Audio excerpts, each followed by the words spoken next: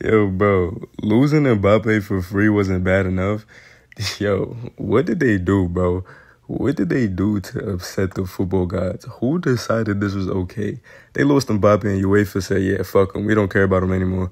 They gotta have some kind of veto power, bro. They got to. There gotta be some kind of way you can object to this. How the fuck did you draw both of the best teams in England, the greatest German club of all time, the deep block demons, the teams that finished third and second in Spain and Germany last year, and PSV, who literally lost one league game since the beginning of last season? You got Manchester City coming to your crib with the Ginger and the Giant leading the pack.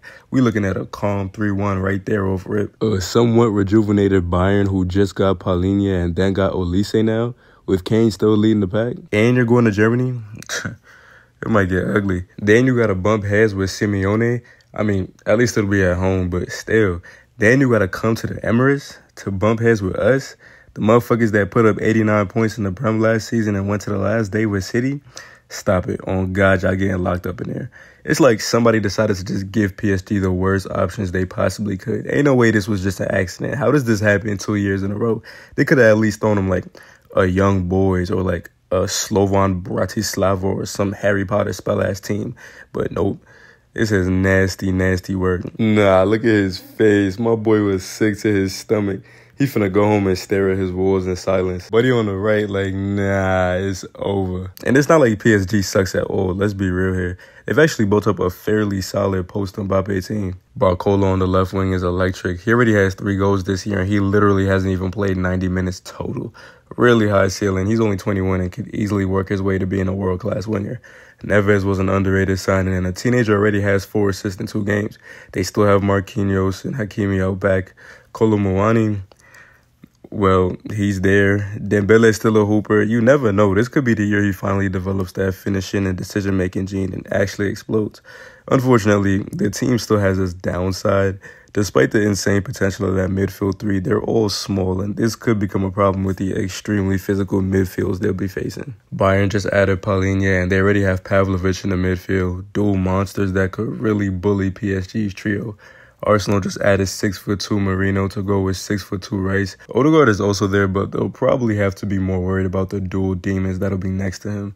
No need for explanation with City. Rodri may not be the most insane defensively, but we've reached a point where none of that matters because Pep can coach around pretty much any flaw.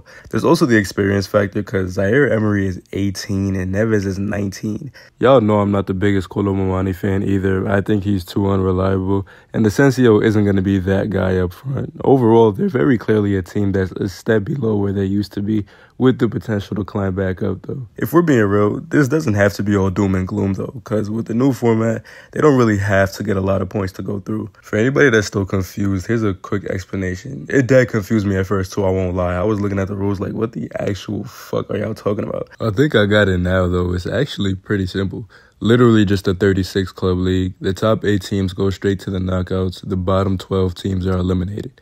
The 9 and 24 teams face each other in a 2-leg matchup, and the winners go to the round of 16, while the losers go home instead of the Europa League like it used to be. Honestly, since it's very likely that PSG are not finishing in that top 8, they'll really just have to keep their head above water and get into that top 24 so that they can play for the real knockouts. PSG weren't the only ones that got fucked over, though. Liverpool got a nasty draw, too, I won't lie. You got Madrid, you got Leverkusen, who haven't lost a domestic game since 2 seasons ago.